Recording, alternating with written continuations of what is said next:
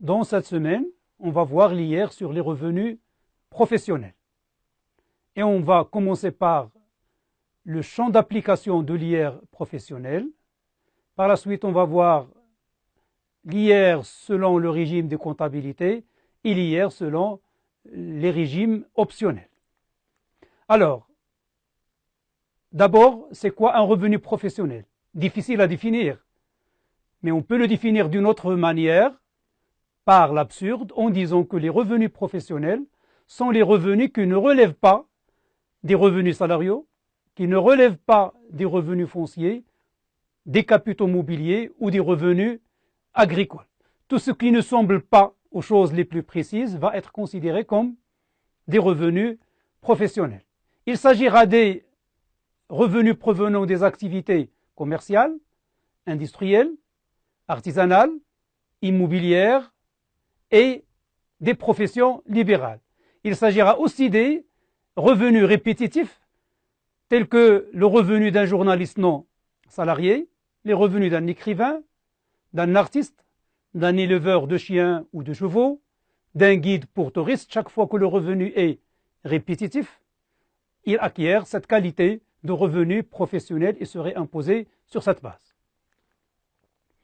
Alors, les personnes assujetties aux revenus professionnels, ce sont les personnes physiques et les personnes physiques membres de groupements.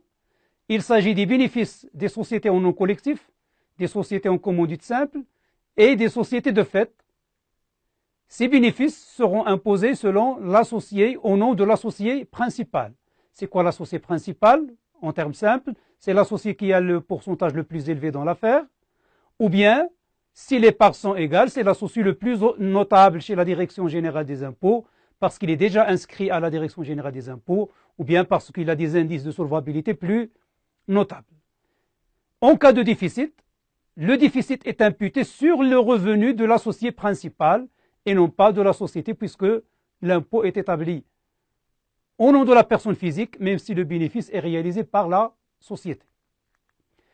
Les revenus les exonérations des revenus professionnels, elles sont similaires à ce qu'on avait vu au niveau de l'IS.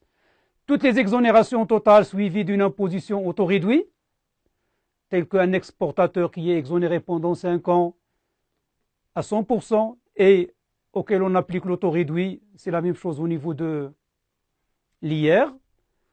Les impositions permanentes au taux réduit, telles qu'un exportateur de produits miniers, c'est la même chose au niveau de l'IR, même si le taux diffère.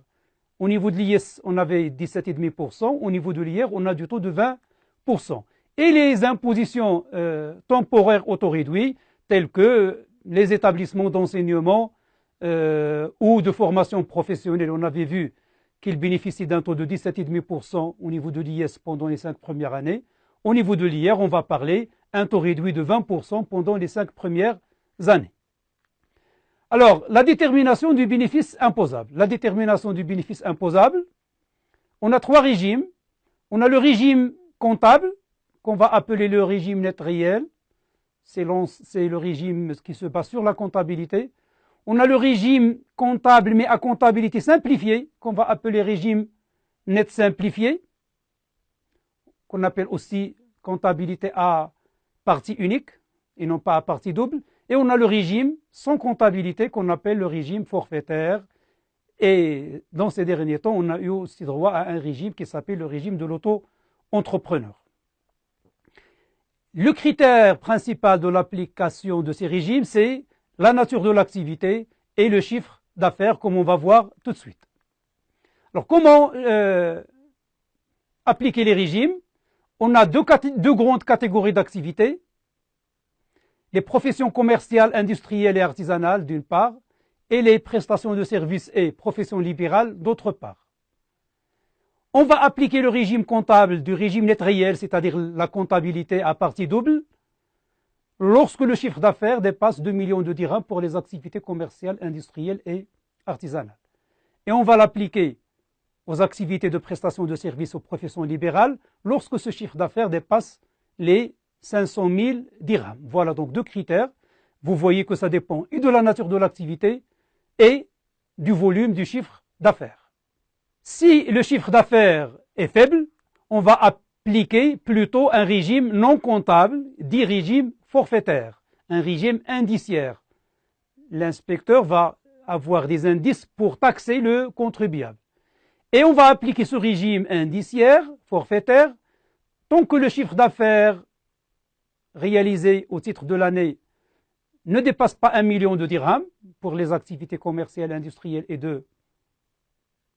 et artisanales, et 250 000 dirhams pour les activités de profession, de prestation de services et de profession libérale. Quoique les professions libérales, on va voir qu'ils n'ont pas vraiment droit au forfait. Maintenant, si on a un chiffre d'affaires qui n'est pas très élevé, mais qui n'est pas très faible non plus, entre le régime RNR et le régime forfaitaire, eh bien, on va pouvoir appliquer un régime optionnel moyen qui s'appliquerait d'après une comptabilité simplifiée et qu'on appellera régime net simplifié lorsque le chiffre d'affaires est entre 1 million et 2 millions de dirhams. Donc on va faire le RNS, régime simplifié pour les activités commerciales, industrielles et artisanales. Et lorsque le chiffre d'affaires est entre 250 000 et 500 000 dirhams, on va appliquer le RNS pour les activités de prestation de services et les professions libérales. Voilà pour le champ d'application des revenus professionnels. Dans la vidéo suivante, on va voir l'IR comme on doit l'appliquer aux personnes soumises à l'IR selon le régime net réel.